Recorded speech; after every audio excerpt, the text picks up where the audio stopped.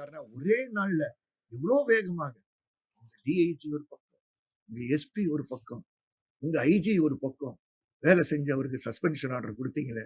நான் 2 நாளைக்கு முன்னாடி சொன்னேன், சபாஷ் சபாஷ், உங்களால இவ்வளவு வேலைகள் செய்ய முடியுதப்பா.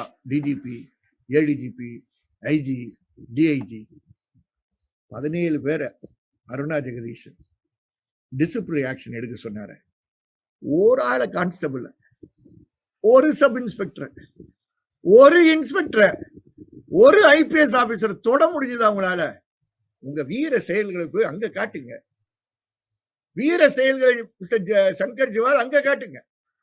வீர செயலை மிஸ்டர் தேவாசீர்வாதம் அங்க காட்டுங்க. அங்க காட்டுறதுக்கு கொஞ்சம் கூட தைரியம் இல்லாத நீங்கள் 2018 நடந்த வழக்குல 2025 வரைக்கும் ஒருவரை கூட சஸ்பெண்ட் பண்ண முடியாத நிலையில் இருக்கக்கூடிய பரிதாபத்துக்குரிய நீங்கள் எங்கேயாவது உச்ச நீதிமன்றம் இதுல ஸ்டே கொடுத்துறாதான்னு கொஞ்சம் அப்படியே பார்த்துக்கிட்டே இருந்தீங்களே. நீங்க எல்லாம் வசூல் பண்ணி தானே கபில் சிபல் நியமனம் பண்ணீங்க. இப்ப வந்துருச்சு ஹைகோர்ட்டுக்கே மறுபடியும் வழக்கு. ஏன் உங்களால ஸ்டெர்லைட் வழக்குல இதே வேகத்தை காட்ட முடியல?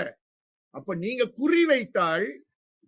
குறி வைத்தால் சுந்தரேசனை பாதிப்புக்குள்ளாகக்கூடிய ஒரு டிஎஸ்பியாக அவரை பொதுவெளியில் அவமானப்படுத்துகின்ற செயல்பாடுகள் நீங்கள் இறங்க தயார் என்பதை எடுத்து காட்டியிருக்கிறீர்கள். You have exhibited your weakness. You have exhibited your inability. You have exhibited how weak as officers you are. அதான் காட்டியிருக்கீங்க.